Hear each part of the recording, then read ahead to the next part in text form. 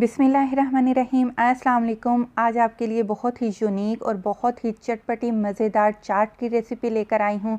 आज हम बनाएंगे आलू और सिंघाड़े की चाट। सिंघाड़े सभी इससे वाकिफ़ हैं और ये जो फल है या सब्ज़ी, ये सच्ची पूछें तो मुझे नहीं पता ये क्या है ना, लेकिन चलें सब्ज़ी ही सही। और इसकी मैं चाट बनाऊंगी। और सबसे पहले तो मैं इसकी पहचान बता दूं आपको। जब भी आप बाज़ार से सिंघाड़े खरीदें तो इस बात की तसल्ली कर लें कि ये नरम ना हों। आप इसको दबा कर चेक करें, अगर तो ये नरम है तो मत खरीदें, और जो सख्त सिंघाड़े हैं आप उन्हीं को खरीदें।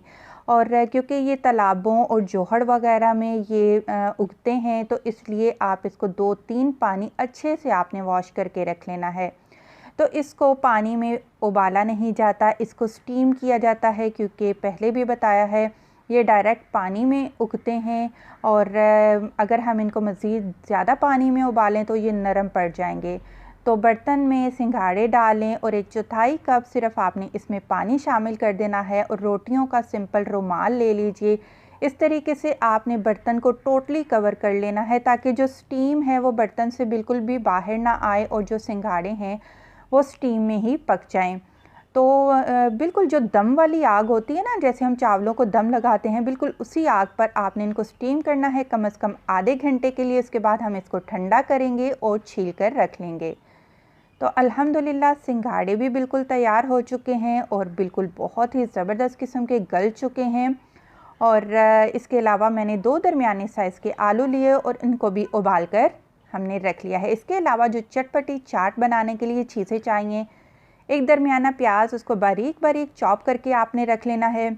और 1 इंच का टुकड़ा आप अदरक का लीजिएगा, बारीक बारीक काट लें छुरी से। और तकरीबन 1 खाने का चम्मच ही लहसुन है, बारीक बारीक इसको भी चॉप करके रख लिया है। 4 हरी मिर्चें, उनको भी आप काट कर रख लें। तो बर्तन लेंगे, उसमें सिर्फ़ और सिर्फ आपने तेल डालना है, 1/4 कप, बहुत ही थोड़ा सा आपने तेल शामिल करना है। और तकरीबन 3 टेबल स्पून तेल डालिएगा। और इसमें चॉप किया हुआ प्याज, लहसुन और अदरक भी शामिल कर देने हैं। याद रहे कि अदरक लहसुन का आपने पेस्ट नहीं बनाना, इससे जो टेस्ट है वो डिफरेंट आएगा। तो तमाम चीज़ों को हम सौते कर लेते हैं, सॉफ्ट कर लेते हैं। हमने इनका कलर ख़राब नहीं होने देना, जस्ट इनको हमने नरम करना है। तो जब तमाम चीज़ें नरम हो जाएं, सॉफ्ट हो जाएं, तो आपने इसमें बारीक कटी हुई हरी मिर्चें डाल देनी हैं। हरी मिर्चों को ज़्यादा नहीं, कुछ सेकंड के लिए आपने फ्राई करना है। तो माशाल्लाह इस टाइम क्या अदरक, लहसुन और हरी मिर्चों की खुशबू आ रही है, बहुत ही ज़बरदस्त अरोमा आ रहा है। और इसके बाद हम इसमें डाल देंगे उबले हुए सिंघाड़े और उबले हुए आलू। तमाम चीज़ों को अच्छे से अब हम मिक्स कर लेंगे। और आलू और सिंघाड़े को अब हम फ्राई करेंगे, इनको अरोमा देंगे। तकरीबन आपने 4 से 5 मिनट इनको फ्राई कर लेना है। और इसके बाद हम इसमें 2 खाने के चम्मच भर कर टोमेटो केचप डालना है।